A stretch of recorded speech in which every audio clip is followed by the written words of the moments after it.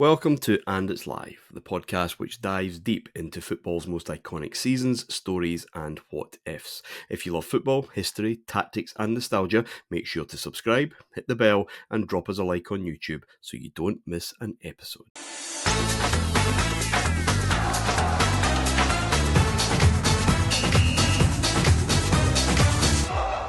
Hello and welcome to And It's Live, the history of the Premier League. This is part 3 of our 4-part series on 1996-97. The show is also known as Three Bald Men Remembering Things. That's basically what it is. Joined by Adam Thornton. How are we doing? Good, thank you. I just managed to smash a biscuit in my mouth before the opening credits disappeared there, so I'm all set up to go. That's a new record, even by your standards. Hi, David Edgar. Hi guys, yes, it's always fun to join you to talk about football, and as we're recording this in March 2025, football in the Premier League is suffering. 2026, I'm a year behind the times. Football is suffering an existential crisis at the moment, and We're here, yeah. a lot of people tapping into the Premier League and tapping into things were better in ye olden days. So I invite all the people who are fed up watching wrestling at corners and set piece domination to come and we will tell you for definitively if things were better back when. Yeah, they were and they weren't. I noticed today someone complaining about Easter, not having fixtures at Easter, because of the internationals, which has happened in the past. Because you know what, Easter, Easter moves famously do due to full moons and all that, and something really, really scientific. But yeah, it has happened. Things don't have to have happened before. You just have to be raging about it. That's exactly it. But I mean, 2016, there were no Premier League fixtures over Easter, so it's not even like you have to go back to the 70s for it. Anyway, gents, we finished last week with Newcastle United's famous evisceration of Manchester United at St James's Park 5-0. And I want to start this wee show really with the fallout for both sides. Let's start with Manchester United as Adam's giant phone enters the screen there. They did not bounce back, David, I think it's fair to say. No. They went to the Dell, where they, of course, had that dreadful defeat the season before with the grey shirts, and they blamed the grey shirts. Nothing wrong with their striking blue and white striped away strip on this occasion. And it was worse, a lot worse. 6-3. Bit of a ridiculous game. Eagle Ostenstad really endearing himself to the Southampton faithful, and good for him. Matt Letizia did what Philippe Albert did, but I think in a better and more difficult way, and it'd maybe less of the goal to see. Schmeichel hates being chipped, but it does look so beautiful. And that's what, 3 times now in the last, what would that be, 5-6 months if you go back to Davos Schuker at Hillsborough, I think, maybe Euro 96, whatever that Croatia-Denmark game was. But this one, I think, was actually probably the best, and few people remember it just because it's a total evisceration. Right, that happened last year, David, but then Chelsea win at Old Trafford, 2-1. That kind of shouldn't happen, and big conversations taking place here about Manchester United. They do get on the horse again. We'll come back to this at home to Arsenal, 1-0. But then it's 3 draws in 4 games. Middlesbrough, West Ham, Sheffield Wednesday. These are not, again, high class challenging sides, as we will discuss later on. That brings us up, I think, to the 18th of December, Davey. At which point, if I can just check the tables on that time, Manchester United were 6th and 9 points behind Liverpool with a game in hand. But that is quite a distance. Wimbledon are ahead of Manchester United after the spell. it's arguably say that they did not recover well from that shellacking, but maybe minds elsewhere, Europe being one. Yeah, I think we mentioned last episode that United almost talked themselves into, well, the first few months of the season we concentrate on Europe, and then the business end of the season will come into play. But this is before that, before it's become a thing. And this was just seen as a crisis of form. And it felt like, 11 goals in 2 games, Martin, that's ridiculous, for a club like Manchester United to be conceding that many goals. And I think the most surprising thing is that they're not a side, and at this period in particular, that I associate with taking a doing and then going, oh, and actually feeling sorry for themselves and having a few weeks to recover. They didn't generally do that, but they do in this period. And there was a lot of talk about, has that Newcastle defeat, has it signalled something? Has, the Shearer transfer and now this, has it signalled a massive change? Are United now fearing for their top dog status? Is it now a case that they actually think Newcastle are a bit ahead of them and that psychologically they've got into their mind? Which, when you think about it, we're only, 7 months on from I'd love it. And yet people in the media and the broadsheets are saying, have Newcastle, with this transfer and then the subsequent result, it's hard to pinpoint, Martin, what was going wrong. Well, it's not, I suppose, if they look at the goals they're conceding. But no part of that side is functioning properly. You mentioned the draws there. In a way, they're even more damaging because you can write off Newcastle, as we said last week, it's actually quite even for about an hour. And then every Newcastle hit goes in. One of those days, yeah. Southampton's a bad one, right? There's no dressing that up. You should not be losing 6 goals to Southampton. But you can again say 6-3. It's a tennis score. It's not a football score. It's a freak. The draws are really hurtful because you're not playing particularly badly in those games, but nor are you playing particularly well. And it was hard to fathom just quite what was wrong at United. I do think that the focus was on Europe because Ferguson, he used the term in the summer of 96 that he felt United had shadow boxed in Europe and hadn't delivered anywhere close to their potential. And he's absolutely right, by the way, mid-90s United, they have not achieved in the early Champions League what they should have been achieving. And his base mark for this time was Marcello Lippi. He absolutely loved Marcello Lippi. Continually refers to him in his books as that handsome bastard, which I think is a wonderful phrase, isn't it? It denotes both jealousy and violence. But I think he was so focused on Europe that his players were as well. And there maybe is a bit of complacency because, they've been at the top of the tree and now their horizon has expanded. But the other thing about this league this season is, Martin, I think it has quite a big middle class in it that are capable of nicking points. And I think actually, as we record in 2026, we are seeing a similar, learning on the job, can be done. We're seeing a similar thing where there are a lot of teams who are stodgy and capable. And if you're not quite there physically and mentally, they can take advantage of that. But I'm very interested as well, and maybe a topic for another day. There's always talk when a team has a significant lead that they never, that they get accused of bottling it. Liverpool seem to bypass this for this season, and I'm not sure they. I think we'll touch on that next week for sure. Adam, your thoughts on that run? I mean, it is a thing. We'll see by the end of the show over the winter. They're like, right, okay, joke's over, lads. Let's go into overdrive. And spoiler alert, they're all right by the end of this particular episode and indeed the season. But the whole, we're concentrating on Europe.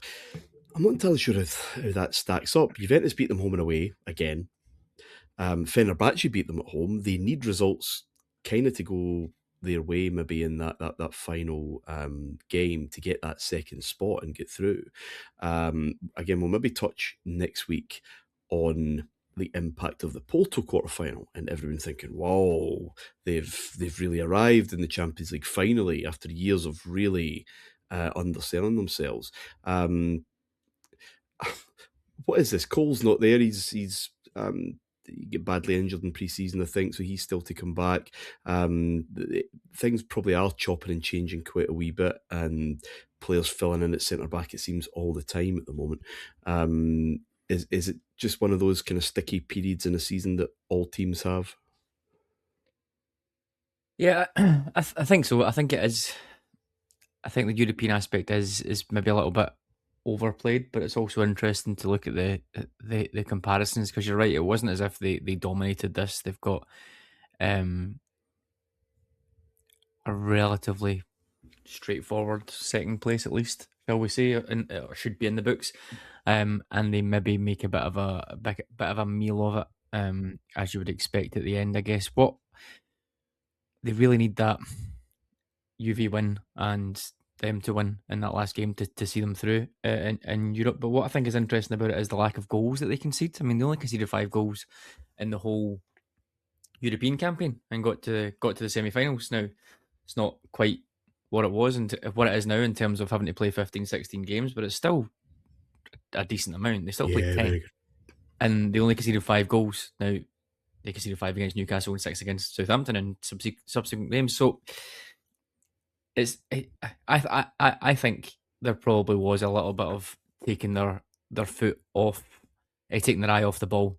For me, I think particularly round about those two defeats that you mentioned, the Fenerbahce one and the Juventus one. I just feel like three wins in a row, and you get through. That we know that in the Champions League back then, when it was the groups. You know, if you win your home games, basically you're through. I just think there is a little bit of getting caught between two stools, and we said this all the time. We don't want to turn it into a cliche, but it was a really crucial point. I mean, they lost 5 games in a row. This is right in the middle of this. So I just think there is maybe a little bit there of we're going to take our eye off the ball here, and then we got a really bad result in the league, and then let's try and focus on Europe, and then we'll get a really bad result there. So it is a crazy period, and I think it maybe is just trying to stretch themselves across both games. Maybe they've just went, look, we just need to focus on Europe and try and not concede any goals basically for this couple of weeks, and whatever happens in the league happens in the league. Yeah. Something you can't even imagine happening now, to be honest, because you get absolutely pilloried for it, and I'm sure there was a lot of that at the time when the 4th and 5th loss in a row racks up, kind of similar to Liverpool earlier this season in current times. Maybe we're like, another one? What is going on? Like, it just like such a big departure from where they were. But I don't know. Is it a big coincidence that they start to rack up the wins again once they get that final group game sealed in the Champions League? Probably not. So I think the truth lies in between, as always. I think that next year, when we're talking about Arsenal, it was similar, because a bit like Manchester City a couple of seasons ago up here, we kept waiting for that run to kick in from United because they always did it, and it didn't come. And you're absolutely right, Adam. That was exactly, Martin, you'll remember this, the sense of when you were back in these days, I had to physically go to a bookmaker's to put on my bets. But when you did that, you were, they can't lose again. And it was similar to that Liverpool run at the start of the season where you thought, look, it's not going to happen. They're kind of fortunate that they don't get buried in this period. And even now, I think, with the title races that we have with a City or an Arsenal or a City or Liverpool recently, I think a run like this might bury you. And again, it's the fact that there are a lot of teams, though, that can take points off everybody else that causes it. But it was just the amount of articles I read at this point of journalists basically getting 1,800 words out of, I can't quite put my finger on what's wrong at United, because, you looked at it and it should have been working better. One thing I will say about United is the Dell had absolutely got into Ferguson's head and he transferred that onto his players because Ferguson does believe in unlucky grounds. He's talked about this. It's in his books. It goes back to his time at Aberdeen when they used to always lose against Morton. It's the only time he ever changed his tactics was when he went to Greenock to play Morton, and they always lost. Southampton were his English Morton. Not a name I expected to come up in this recording, but there we are. Always good to mix it up. I don't believe in the design. Man United. I know, man. So. Yeah. I don't believe in the design. We'll park this and then we'll come back. But after the events of the season before, I don't think there was panic. And I think he would have believed that other teams would have feared what might come kind of later down the line. The next season is interesting because it's famously, of course, United, who are the front runners. And they get dragged back. And interesting dynamic, isn't it? Front running and chasing and different kind of pressures, I suppose. One of those games I mentioned was the 1-0 win over Arsenal. Nigel Winterburn, OG, scrappy match, Adam. But a kind of controversial one that probably wasn't really made a big deal of at the time. There'll be a second match between the two that this will really kind of flare up, and that's between Peter Schmeichel and Ian Wright. There are allegations that Peter Schmeichel racially abused Ian Wright. Interestingly, 2 days after a game that I was at where racial abuse almost certainly happened between a goalkeeper and a black forward. But the camera angles capture of that evidence not quite clear cut. The FA couldn't really do much about it, but it was very much in the air. Ian Wright felt that Alex Ferguson, I think, had pulled him aside to say, I didn't see you as a kind of race card player, which is, well, of its day, perhaps. But what this does do, Adam, I will touch on it at the end, we'll touch on it next week, and we will touch on it now and again for the next few years, is a new chapter in an already kind of simmering, underrated, undervalued story in English football between Manchester United and Arsenal. This is a new era of exactly the same thing that's really been going on since about 1983. This kind of kicks it all off. It does, yeah. I think Ferguson does come out and defend Schmeichel on this. It was a bit of an ongoing thing, wasn't it, Schmeichel and Ian Wright? At this time, there's another situation later in the year in the reverse fixture, isn't there? With we'll come on to, I imagine. So, obviously, don't condone those allegations, but it's maybe, like you said, it's this sort of precursor, if you like, or this simmering thing underneath where Ferguson, we mentioned the whole Japan thing last week, and it will become nastier, I think, between the two. And to be honest, I think in terms of a rivalry, I think this is the first one that I really remember. It's all been quite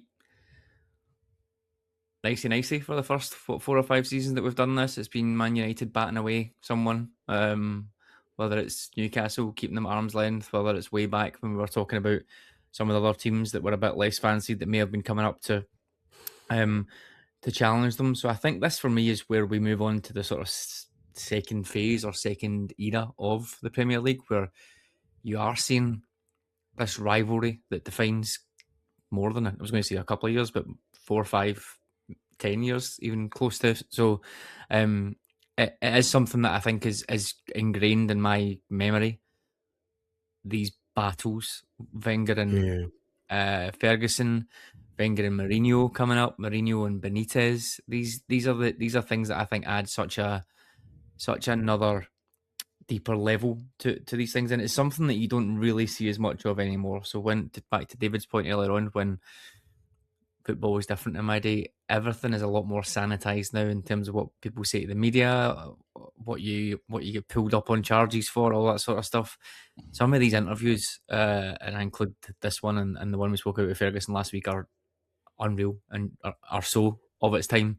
But you just didn't think, it didn't seem as big a deal then because we were used to all these characters. It's not so long ago we had the Ron Atkinson conversations and that. So it is of its time, but I think there's a really good quote from Wenger trying to, in his own kind of clumsy way, trying to diffuse this situation, saying maybe they'll meet before the next game and sort it out and kill each other.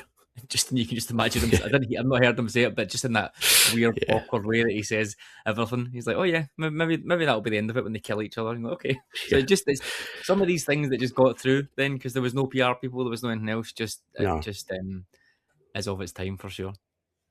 Yeah, well, I mean, we'll come to that reverse game at the end of the show, and of course, I think one of the most revealing post-match interviews of the era next week. But David, kind of hinted at it, United and Arsenal have a history. It wasn't that long ago that they had points docked for the brawl battle on the park. And then it kind of went fairly quiet, I suppose. I can take Adam's point.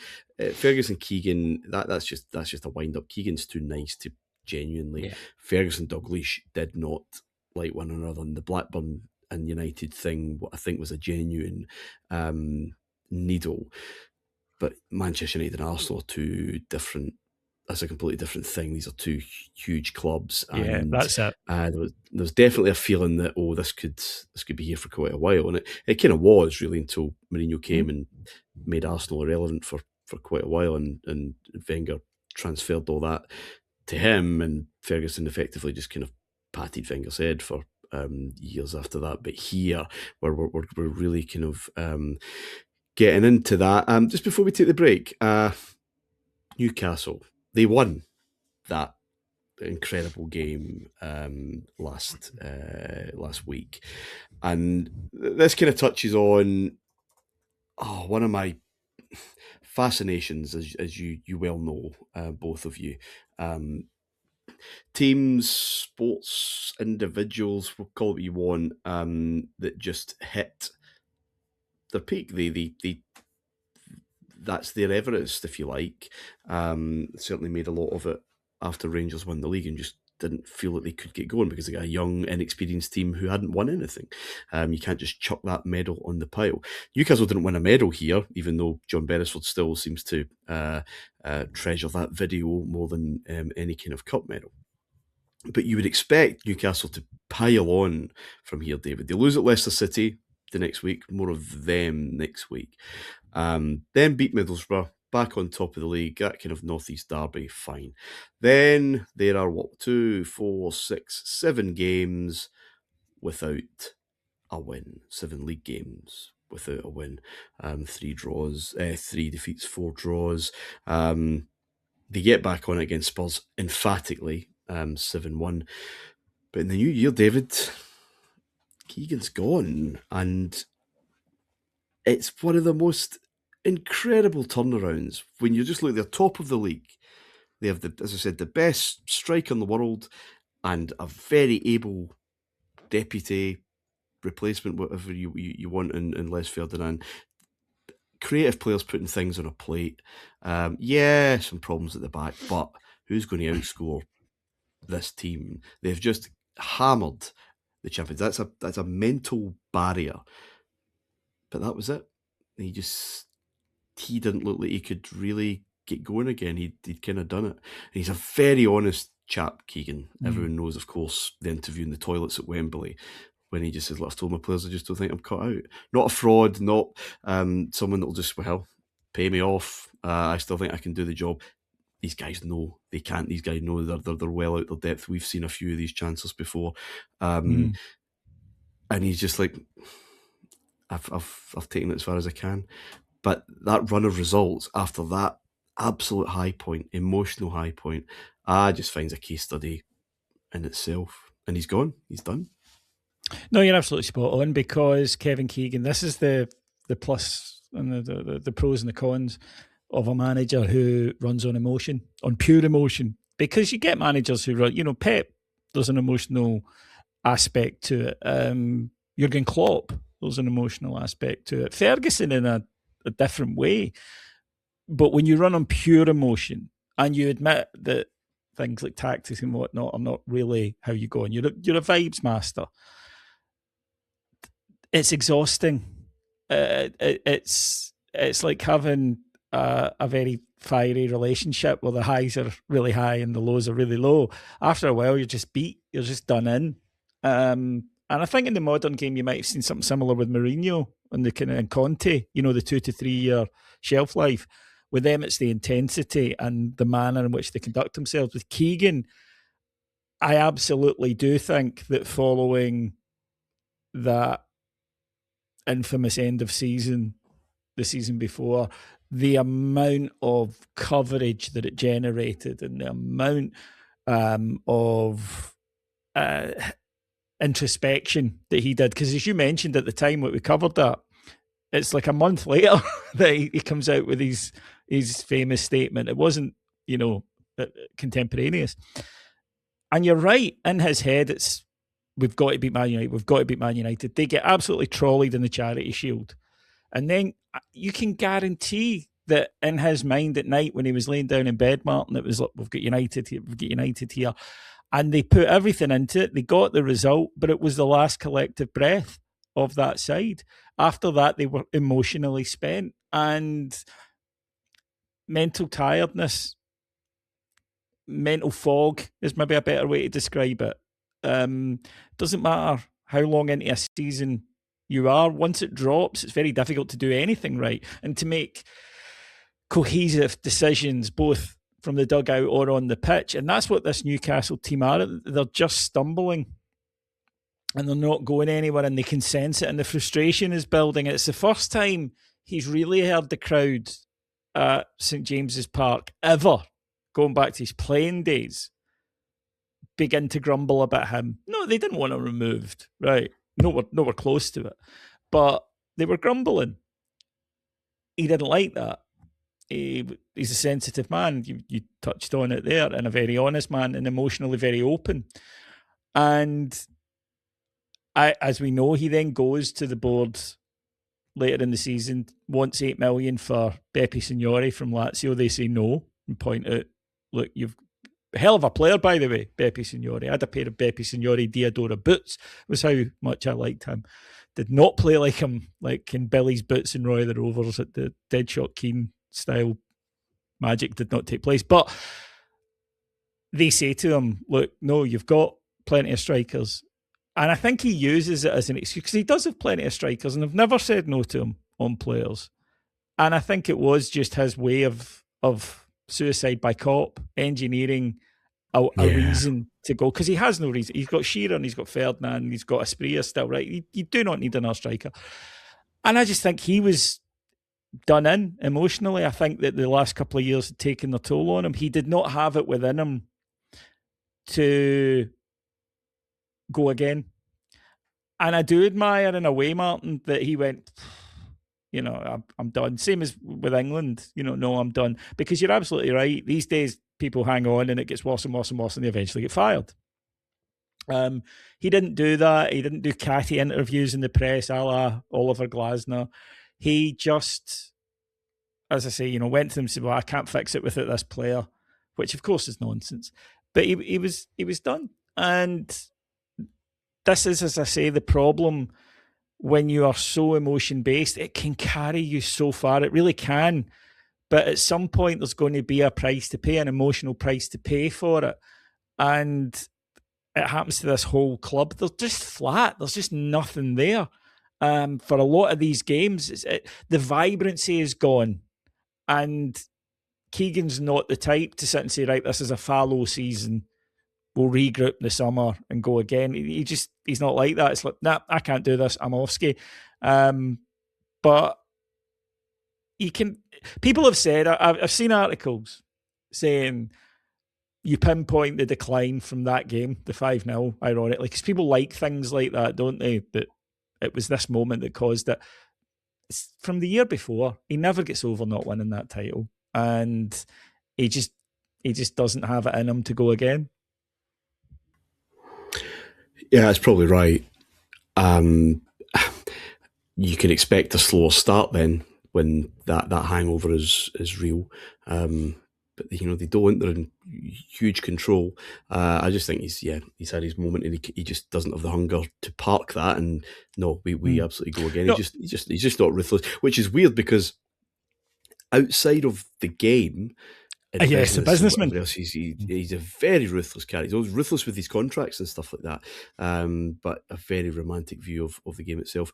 And Adam, a manager who most resembles Al Pacino's character in The Godfather Part 3, about getting dragged back into jobs he doesn't really want to do. I mean, he very clearly wants to just be retired and play golf and just watch games on his telly and his mad roving satellite dish and whatever else.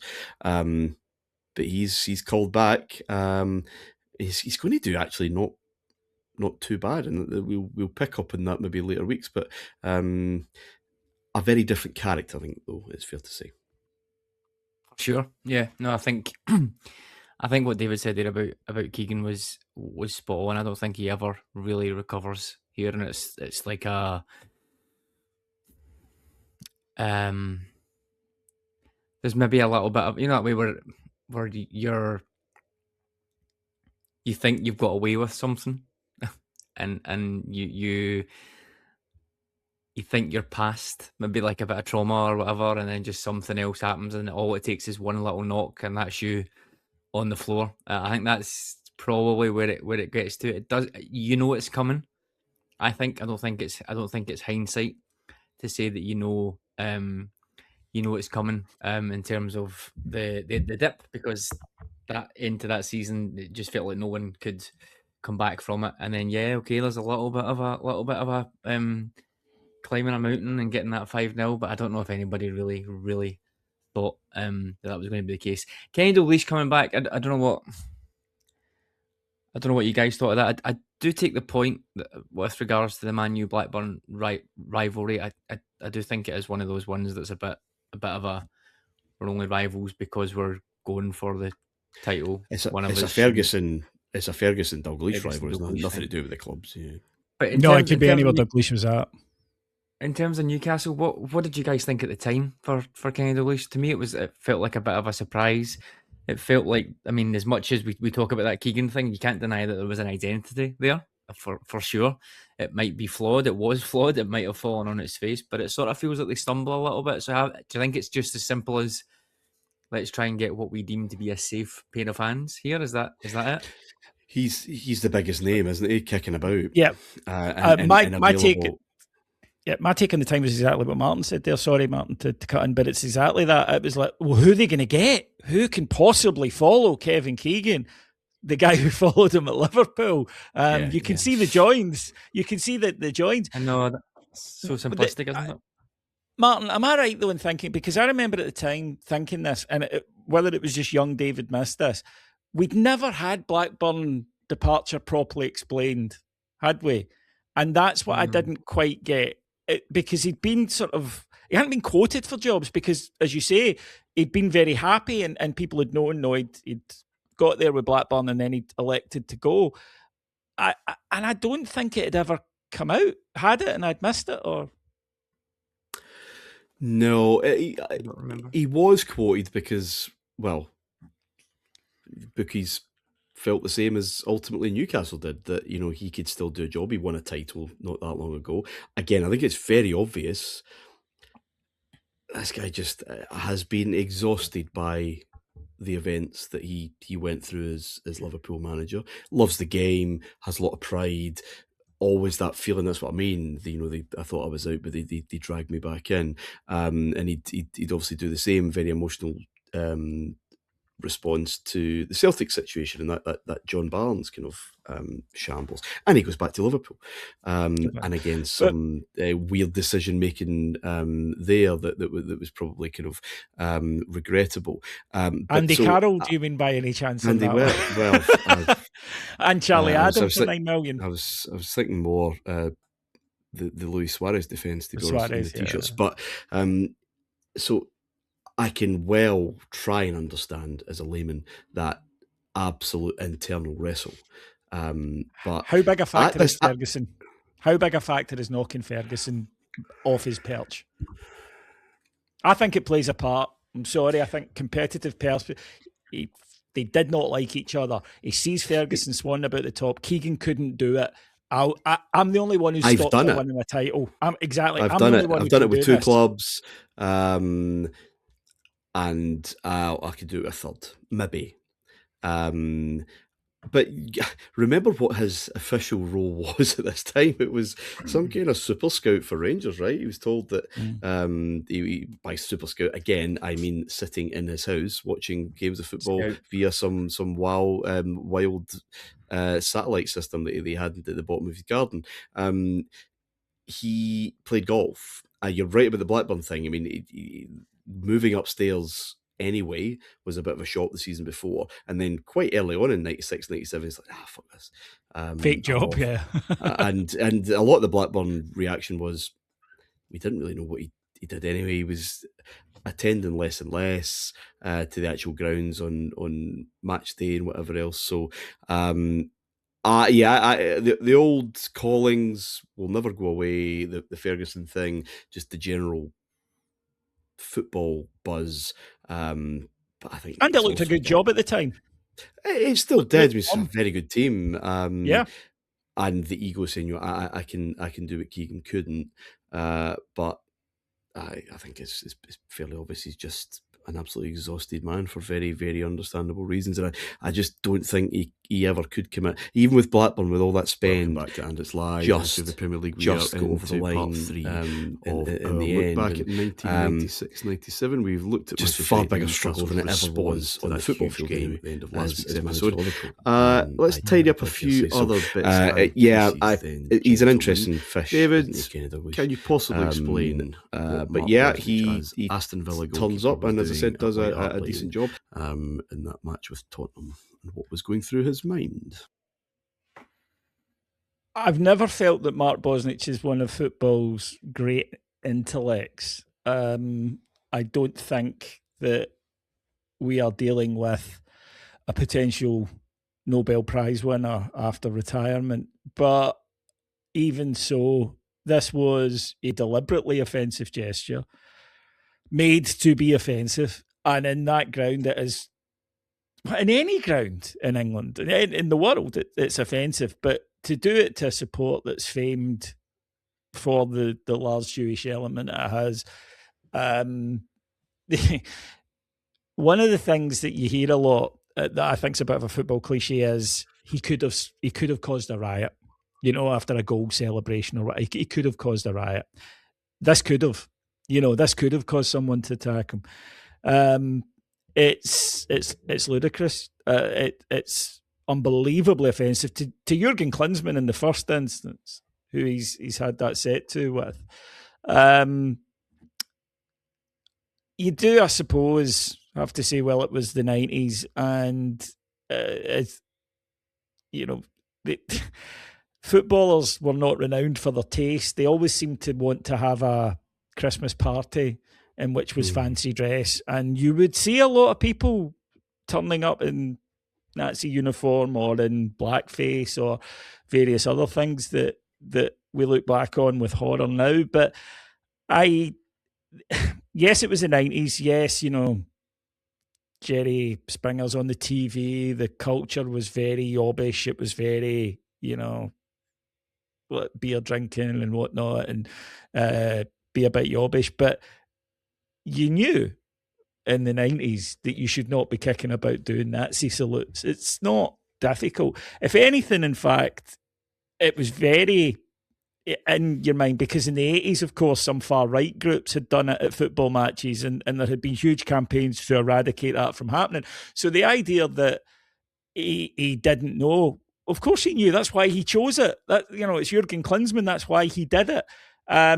These days, Martin, that would be I think it would be a season ender, and long term might be a career ender, because I think these days, if someone was to do that, if any professional footballer was to do that, I think you're looking at a ban of months, not matches. So just to be clear, he did a set to an incident with Jurgen Klinsmann a couple of years before. Spurs fans were reminding him of that, and he decided to do the whole moustache and Nazi salute to them.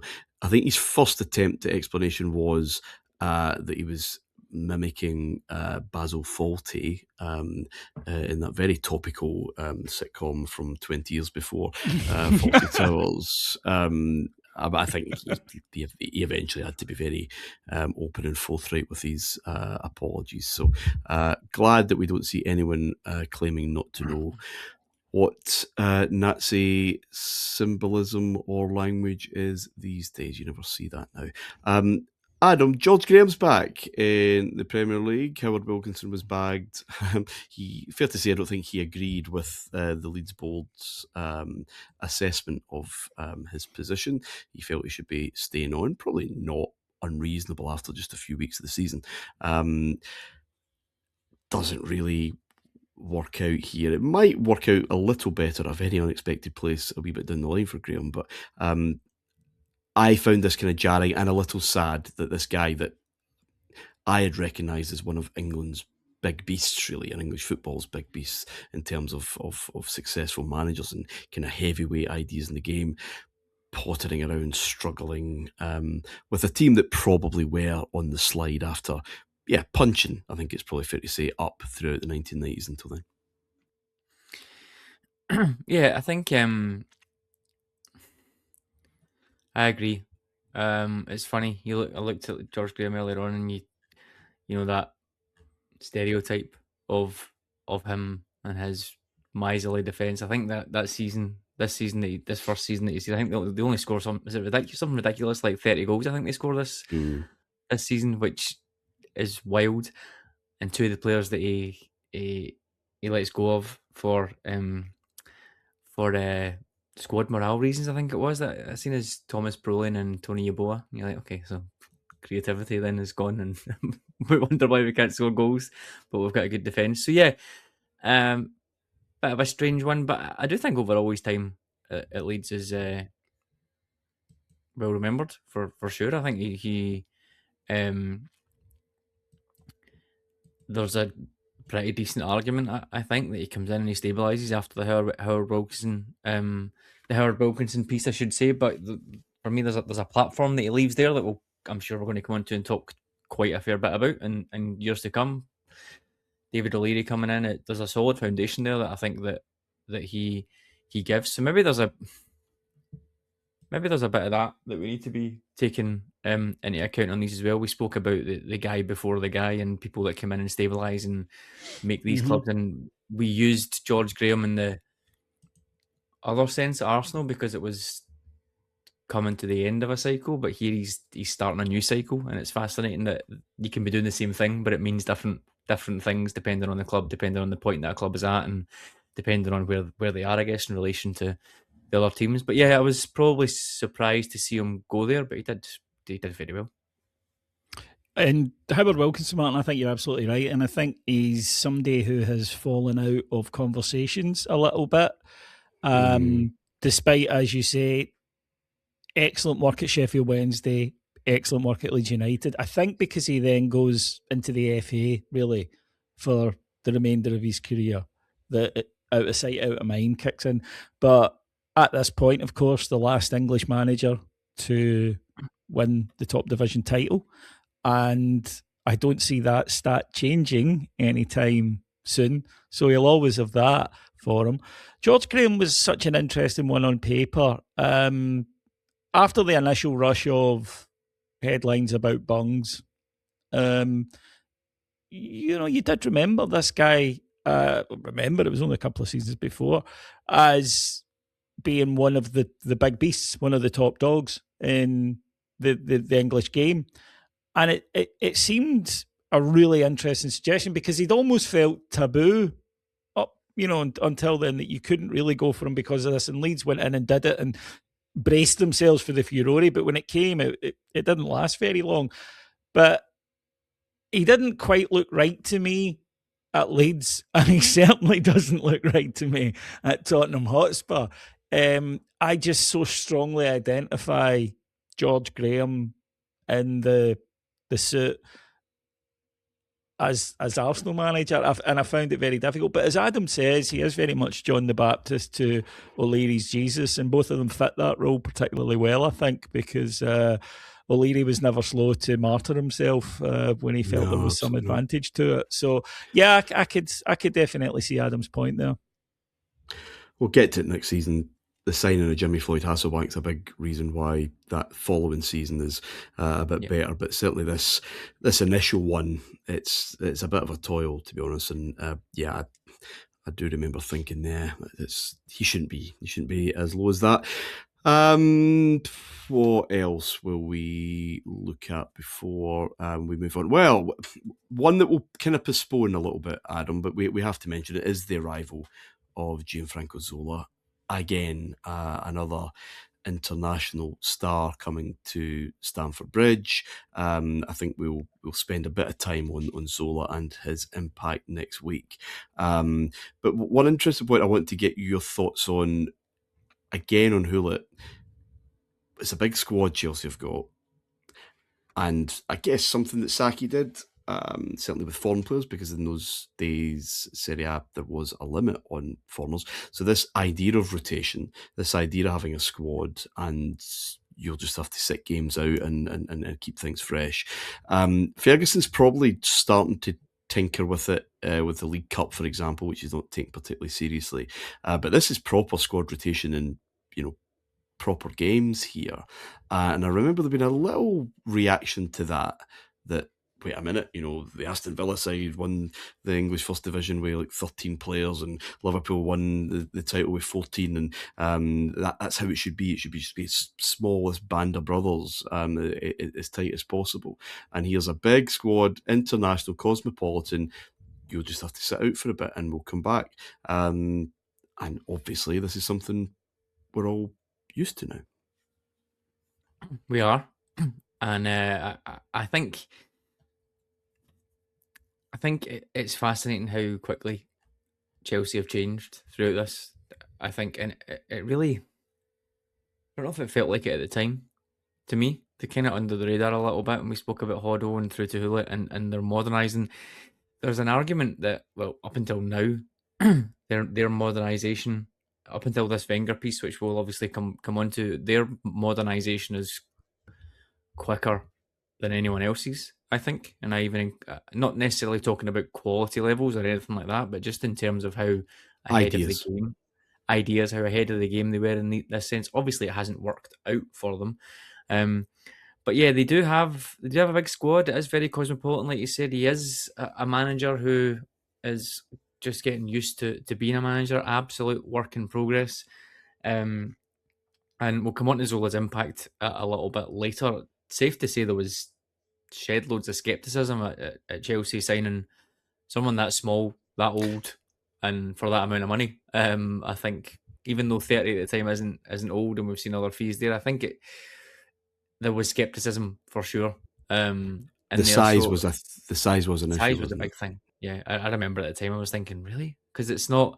This is 10 years before Messi and anyone else Barcelona wise coming. So the size was a big thing. The position he plays in as well was still nascent in this sense that fine between the lines, but Bergkamp and Cantona between the lines, they're bigger guys that can take care of themselves. This little guy coming in, how's it going to work? But just to that point, I think it's modernising. It's understanding. Hullet understands football. I think Hullet understands top level football at this point better than anybody else in that division, on and off the pitch. So it's finding your way around the pitch, changing where you're going to be, stopping. There's a really good Ian Wright quote which we'll come to in a little bit about Patrick Vieira, and some of these things that you don't even think about now or you take for granted, but the difference something can make in terms of someone making a pass first time or waiting, delaying a little second. And I think all of that stuff Hullet understands more than anyone else. So for me, Zola coming in at that point, looking at it now with where I am now, makes absolutely perfect sense. He's trying to find his own playmaker, his own hub. And if he ultimately thinks he's found someone there who can make those passes and create those goals, then great. Rotation, I think, yeah, I take your point. I think there was probably an argument that they over-rotated, I think, at times in this league. There are some lineups there you're like, what is going on there? This is a bit bizarre, but I guess it's all part of that modernisation piece, isn't it? It is indeed something to look forward to next week. We'll take another break, and when we come back, we'll pick up Middlesbrough, one of the exciting stories of the summer. See how their autumn and winter is going. Back soon.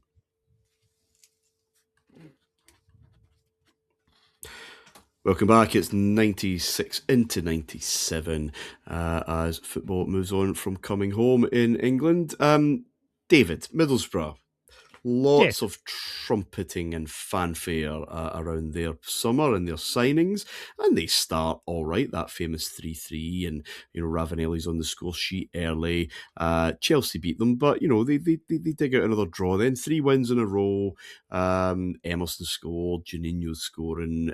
Everything is all good. They're mid-table, 10th in the middle of September, but this is absolutely fine. And then 2 wins in 18 Premier League games. A wild run. You think there'll be loads of draws there, Martin. There are 5. There is a lot of L going on in that list. Emerson didn't quite turn it on. Branco didn't. Juninho did, but he's still kind of getting to grips with English football. Ravanelli very, very quickly thinks he's made an arse of this and the money can't be worth this. He's very critical. Critical of players and a dressing room, I think, David, that isn't built for that level of criticism in a way that Tony Adams or Roy Keane or whomever else bollocking their colleagues during a game or in the dressing room is fine, because they're just working at a level where that is just taken on board and is fuel to the fire for people improving themselves. It's always the risk, isn't it, when you get that very experienced, very decorated player in, maybe just slightly on the turn. If their attitude's great, they can be such a boon for you. If they're not, it can be a huge weight around struggling confidence levels. But this is quite a ridiculous drop-off. Flu hits in the December of 1996. Hits quite a lot of teams in that particular winter. Hit me as well. Say, yeah. I got it that winter, yes. Due to play Blackburn at Ewood Park, and we can't. A million players are affected by this. Basically asking the boys to come in and whatever else. Blackburn complain, and ultimately, for not turning up, it wasn't agreed or anything like that. Middlesbrough effectively just said no. They were docked 3 points at a time where they could at least afford those 3 points to go. And yet get to the League Cup final, where they're beaten, but they're still involved, and it's just such a weird season. It has an even weirder ending, obviously, but this is the cliff edge. We talk about this a lot, David, but Jesus, 2 wins in 18. Yeah, and all of the stuff you said there is really valid. The Ravanelli thing is fascinating, because what you have is a guy who's come from an entire club, particularly at this time, that is structured around winning. I mean, it is all that are ruthless about winning, that get rid of people, very, very top players, for bad runs of form.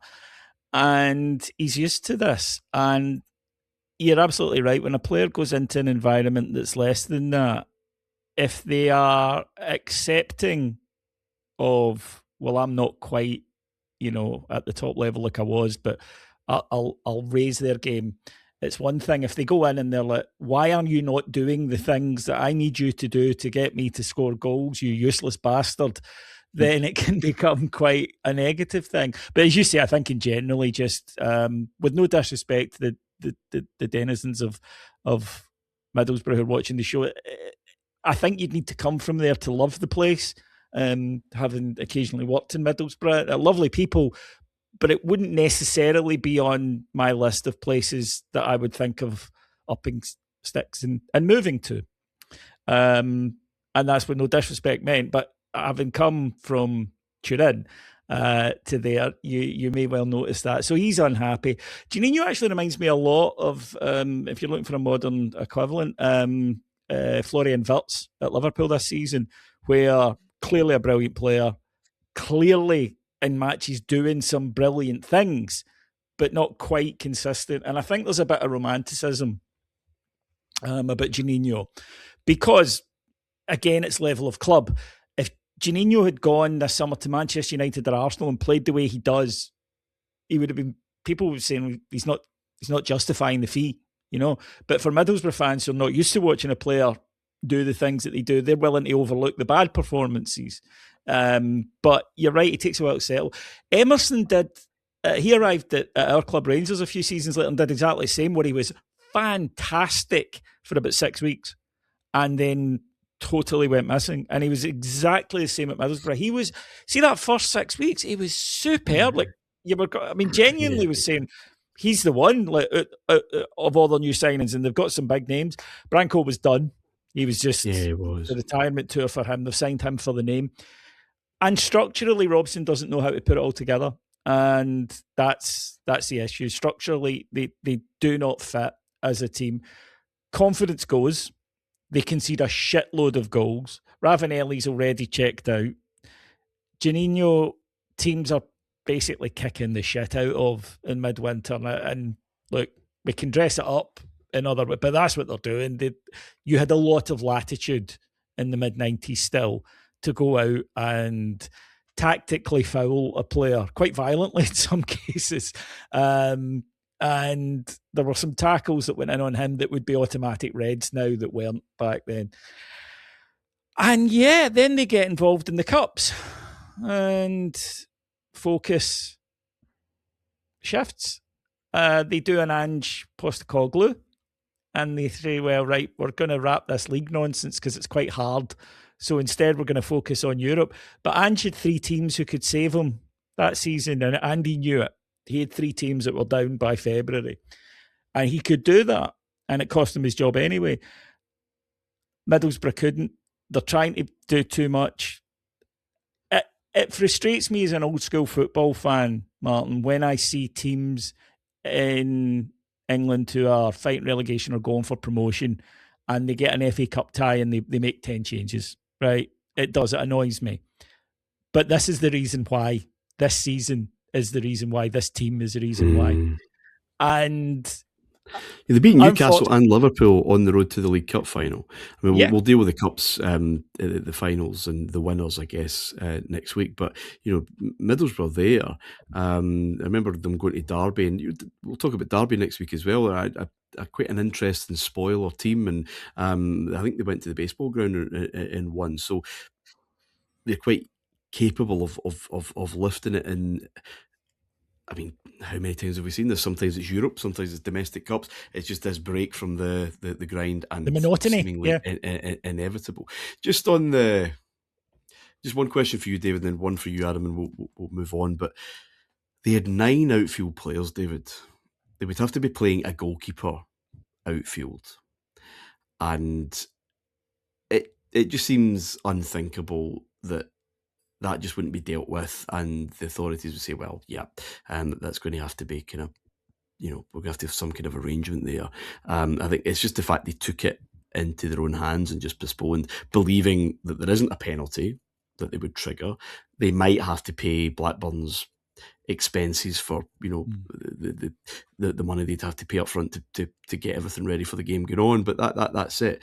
It's just a farce, really. And ultimately, it's going to be a very costly 3-point deduction. Yeah, that's why I think it rankles quite so much. It's bizarre because they're still really reluctant, the authorities, to authorise postponements for illness outbreaks. And I don't understand why, because they talk a lot about player welfare, the authorities, and they care. But then again, they invent new tournaments and add things here, there, and everywhere. So maybe they were more honest back then. My view on it has always been the league should send an independent doctor, because yes, as we know, football clubs, they will bend the rules to suit them.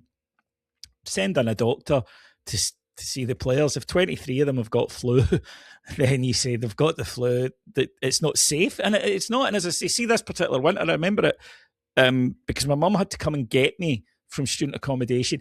As a man, I often say, I said up to that point, I have the flu, right? When I had a cold. Man flu, is, of course, it's known. I've only had the flu twice in my life. That was the first time. I could not have ran about a football field for 90 minutes. I could barely make it from my bed to the toilet. My mum had to drive to get me out of student accommodation, and I basically just lay in a bed having liquids put into me for 3 days afterwards. It was a brutal winter, and it went right round the country. And that's the other thing, Martin.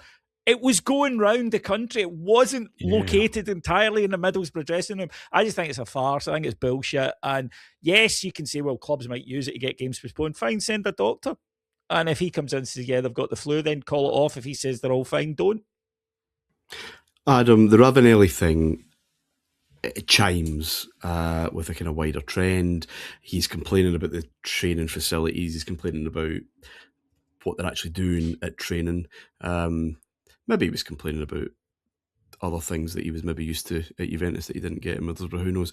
But there's a common, as you're getting this influx of continental players, there's this common kind of criticism of like, sorry, what are you doing outside of training with your lives, with your bodies? Is this the level of tactical preparation that I've got a guy to pick up at a corner and that's it? And on the other hand, this general suspicion about these foreign types coming over with their ideas and abstract notions about the game. I think Paul Whitehouse played a character in the Harry Enfield show that was a kind of tricky foreign player, but he had the kind of Geordie accent. Was it Julio Giordano? Yeah, Julio Giordano. Yeah. So it's a coming together of cultures, I think is probably the nicest way of putting it. But ultimately, I mean, a lot of his criticisms are right. You've talked about Hullet being kind of ahead of the game there. It's that level of tension that English football is just going to have to live with, isn't it? Yeah, and I think it's important to remember, as much as we're fawning over these players coming to the Premier League and adding this layer or this complexity, these players are only coming to the Premier League because A, they can't cut the mustard in Serie A anymore, or they've been told that they can't cut the mustard in Serie A anymore, or the peri, as was mentioned. So a little bit of rankling there, I think, is probably fair. They'll be coming in and people will be thinking, whether they know about anything, but they're also coming in on a lot more money. They're potentially coming and thinking, how bad can it be, really? And I'm getting all this money, and you get there and reality hits on both sides and you're like, oh, so you're not as all-conquering as we thought you were, and vice versa. I'm playing with who? So yeah, I can see both sides of it. I think it's funny, the Ravanelli's comments, loads of them, obviously, as you would expect, but we had so few players. We had the fielder coach, Brian Robson, who's 40. Can you imagine what would have happened in Italy if Carlo Ancelotti came on for Parma? And it's like, that just is ridiculous, but you can see that without the sort of context of it, you can kind of understand it. Yeah, I think it's one of these things, isn't it? It's just if you're going somewhere and money is your primary driver, you're probably always going to be disappointed, other than when you leave and you've got the money. So, while you can appreciate both sides of it, and the nostalgia factor or the novelty factor of it is great. I think when reality hits, and not just necessarily for the player, but I think also for the clubs as well. Indeed, if money is all that you love, then money is all that you shall receive, as a wise philosopher once said. Okay, Adam, I'll stick with you. We'll touch on Liverpool, who are flying high next week, and how they maybe don't remain as buoyant. The other club up there is Arsenal. with Arsène Wenger in there, just after we finish here, Arsenal are going to spend a fair bit of money on a player who's called the new Pelé, a young Nicolas Anelka from Paris. How does Wenger start? How does he use what he has? He doesn't have that afterburner thing that he's going to get with Anelka, and then once Anelka gets sold, Thierry Henry. How does he use Ian Wright, who is having another rare old season at this moment in time? Overmars there and Vieira there. What's his initial impact on this Arsenal side? So I'm gonna start with Invincibles, which is a bit round the wrong way, but there's that book, The Invincibles by Amy Lawrence, which if you've not read it is a really good read. It's the 2003-2004 season, obviously, but there's a couple of really interesting quotes in this that maybe sum things up. Ultimately, I think Wenger was very, very simple in the early days. As much as we have an idea in our heads about the sort of possession tiki-taka zealot that he became, these teams are not that at all. The first 2-3 iterations, maybe up to the mid noughties, it was ultimately very, very sensible. I think some of the quotes I think are relevant are when he's talking about defending. He's not a guy who says you have to stand here and you have to do this and you this must happen. You need to follow this pattern. You need to be in this zone. There's a comment on this book. Ashley Cole couldn't defend throughout the youth team's terrible defender, and Wenger said, "Well, let's just stick him next to Tony Adams. That will sort him out," and it did. And it's like Tony Adams is one of the best defenders ever. So they basically said, "Just can you just manage him through the games?" And Ashley Cole became an absolutely terrific defender. So just things like that, I think, are just really, really simple. Martin Keown was a little bit dubious about Wenger. I think obviously we know Tony Adams was as well, and I think it's just one of those kind of simplistic now, but looking back, just made sense. So they had the famous back four, as we know: Lee Dixon, Tony Adams, Martin Keown, Nigel Winterburn. What that allowed them to do was they were already really organised, defensively dominant, dull as we know, boring Arsenal. But what I think that back four allowed him to do, because they knew each other's game inside out, he could make them take more risks than it would be necessary for if he signed a new back four, for example. They knew how to play together. The Arsenal offside trap was a thing. All he did really with that is let's step up 5-10 yards further up the pitch. Let's squeeze that space. Let's make it more compact. Let's get those lines or those banks of four tighter together, which simplistic but makes sense. If you know what you're doing and you know what your job is, playing 5-10 yards further up the park and that offside, executing that offside trap should be okay. Lee Dixon was a good one as well. He said basically George had drilled us into very knowledgeable individuals and we could play with our eyes shut. Arsène Wenger couldn't do that, was what he said. He wouldn't be capable of drilling that defence in that way, but because he fused a midfield and attack onto that defence, it was something I think was quite unique. Personally, I've never seen that before. They had patterns, of course they did, but one of Martin Keown's quotes in that book is when you play on a Saturday, it's off the cuff, but you've practiced it through the week without an opposition, without mannequins. When it comes to a Saturday, it's familiar. I'll just make that pass into midfield. We've been doing that same pass every week. Years later, he said, I spoke to Patrick Vieira and Martin Keown said, when I got the ball, I knew I had three passes. I'd give it to you, I'd give it to Dennis, or I'd give it to Henry.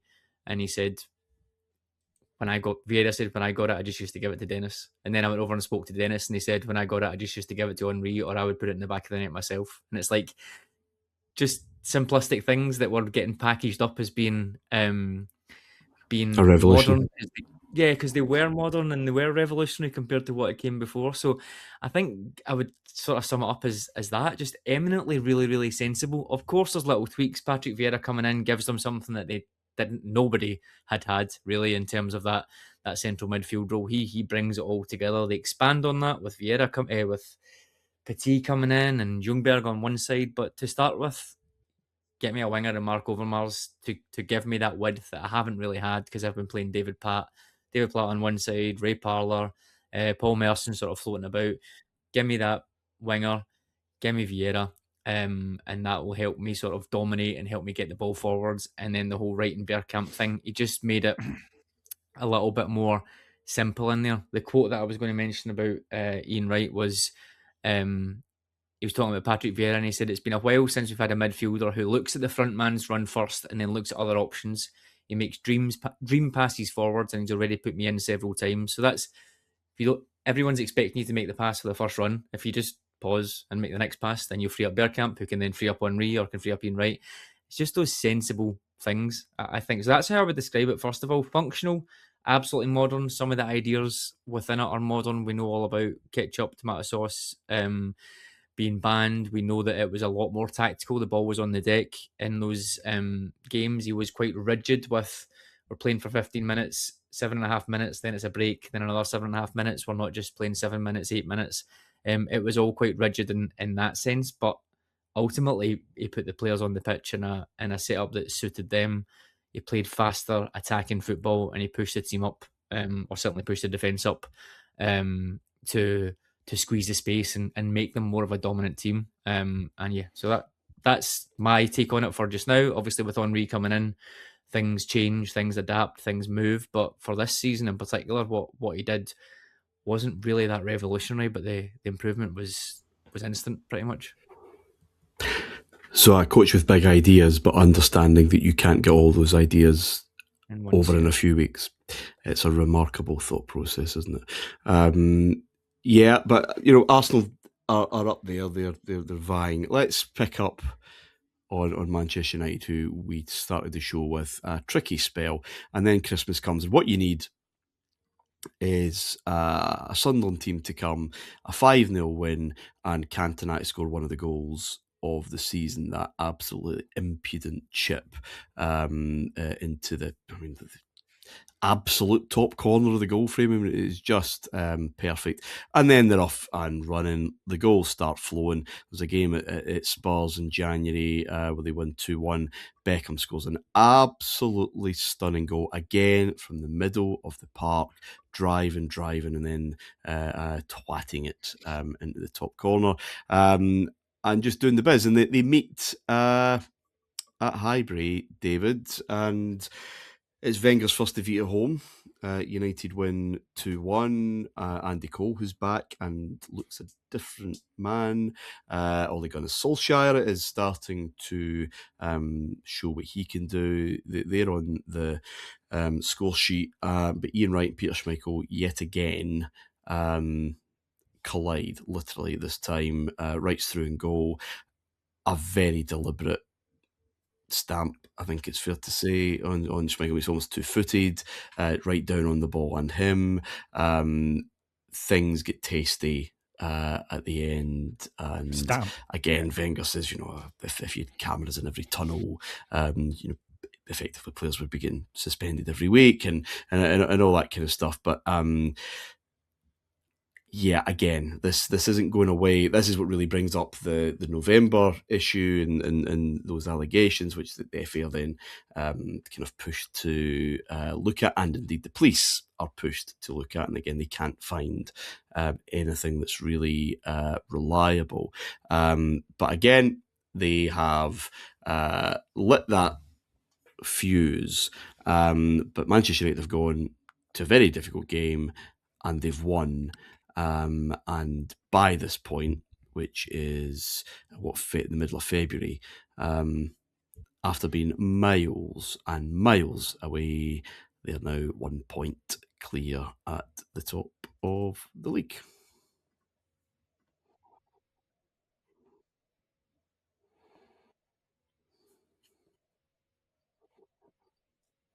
Yeah. There's something to be said for not having an existential crisis. Again, is that because of what happened last season? They've reeled them in before.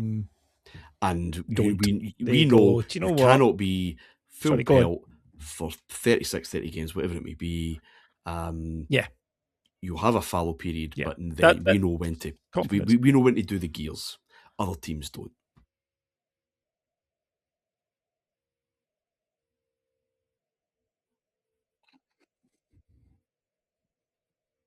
Yeah. When it'll be there for us until it isn't, in that second half of the season. And I can think of other examples. The Rangers team of this time, Martin, it'll be there for us when we need it. And it was right up until the season that it wasn't.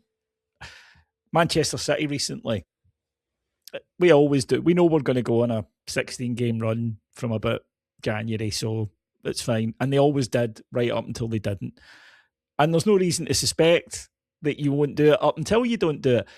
And that belief that it's going to happen, and I think significantly the belief of other teams that it's going to happen, I think can very much influence it. But they have very good players. They don't have a lot of players in this United team. Like, Liverpool have, season 24, 25 and 25, 26. There are a couple of players, big players in that Liverpool team who are on the turn. They lost Trent Alexander-Arnold. There are reasons for the drop-off there. There isn't with United. They haven't tried to fuse in a load of new players as well, and the ones that have come in, okay, they took a little while to maybe get their bearing, but Johnson's playing really well. Solskjaer's starting to show, as you mentioned, exactly what he can bring to the side. And they're just packed with talent. That's the thing. The rest of the squad is. But they have that knowledge of course and distance.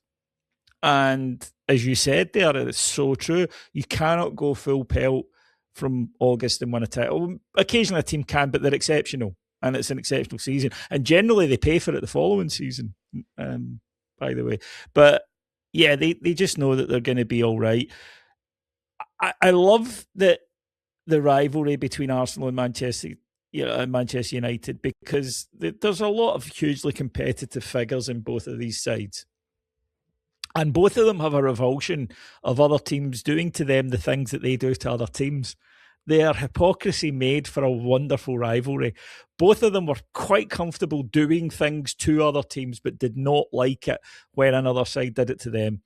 And that will, I think, stoke this rivalry. Ferguson's almost preternatural dislike of anyone who's not from the UK coming into the UK and saying, I've actually got a couple of ideas that might benefit you, I think is a generational thing. But as Adam said earlier, this is when managers were given free rein to say whatever the hell they want. And by this stage, the Ferguson we talked about in our early shows hadn't emerged at that. But he's emerged now. I am the king of all I survey. This world, this football world, this Premier League world, it's me, I'm the top boy. So he does say, and he's almost like Ray Winston in Scum, he's the top boy and everybody else has to go along with it. And Wenger comes in and Wenger's different. He doesn't want to be Ferguson's pal. He's not going to be like Big Sam or some of the other ones, right? But nor is he like Dalglish in the early years, where he's or a Keegan, where he's an opponent that Ferguson looks at and goes, I know your weak points. I can see your weak points and I'm going to focus in on them. Wenger is, as Adam said earlier, he's odd. His own players as well. And to us in UK football at this point, he was a bit strange. The way he spoke, the way he looked, the way he thought. So, yeah, exactly. He was a bit of a strange guy. And I don't mean that as a person. I'm sure he was lovely, company and stuff, but he didn't fit any of the molds that we had grown very used to. He couldn't pigeonhole him.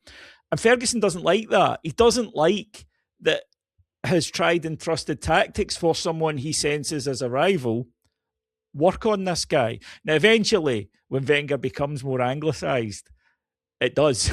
He does start to get under his skin. Just sheer persistence as well. Give Alex Ferguson his due. He keeps going until he finds that weak spot. But initially, you could sense a frustration.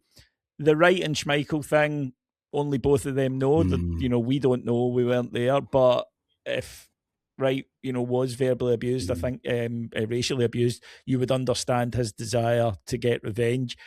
I mean, again, it's a two-footed stamp. He runs in and he launches at him. It's a leg breaker. I mean, Schmeichel was lucky he didn't break his leg. In any game of football, Martin, a tackle at that's going to spark it off. Never mind such a high-tension one. Love it. But there is something to be said as a neutral especially, for two football teams who do not like each other, just fundamentally. They don't like each other's style. They don't like the way they go about their business. They don't like the individual players. They don't like, deep down, that they might stop them winning things. And I Adam, love any that. final and thoughts? This rivalry on is for the ages, and we've got it all coming ahead of us. And I can't wait. Nicely portrayed. No, I think we spoke about Beckham earlier on, and last week in terms of this centre mid sort of situation, and I do think it's worth touching on again, because his defensive work was so underrated. I think even later on, when defensive work becomes less underrated, I think he never quite gets those credits. So his ability to play in that centre midfield role might be a surprise to younger listeners who maybe didn't see him there until a lot later in his career. But I think it really, really works throughout this period when he's having to fill in and he's having to play centrally. He has a bit of a quarterback quality about him. I know people probably won't like that terminology being used for British football, but he kind of does. And a big part of his relationship with Gary Neville on that other side was just that, sort of doing the defensive duty when Neville bombs forward, cutting inside and playing in the middle there. So I think he obviously has a great season here, as we touched on last year, and ends up getting, is it Young Player of the Year he gets? He does, doesn't he? I'm sure he gets Young Player of the Year this year. Does, yeah. So he's shown that sort of flexibility early. We spoke about him being much more of a playmaking wide midfielder than your sort of touchline winger, and he sort of goes one more and comes in a little bit. So he's just shown his versatility. So I think that's an interesting point that's still happening. It wasn't just a sort of 1-off or 2-off thing that we mentioned on the last one. But yeah, I think overall it's all set up nicely. I think, and echo David's point, I can't wait to get into a proper rivalry, like we said at the top of the show. It's coming, and there's loads of them to come in the next decades plus. So I'm looking forward to getting into the first one for sure. Me too. That'll do us, gentlemen. Thank you very much, David. Cheers, Adam. Thank you. Yeah, we'll get the denouement of the season next week. We get Lightning striking twice at Anfield. A 11:15 kickoff. My goodness me. And a whole lot more besides. And my favourite ever, well, I've trailed it for 3 weeks now, post-match interview of all time. Until next time, bye for now. If you enjoyed the show and want to help us grow, please remember to hit that like button and subscribe to the channel. On YouTube, search for And It's Live Podcast. We've got new deep dives, drafts and breakdowns dropping every other day.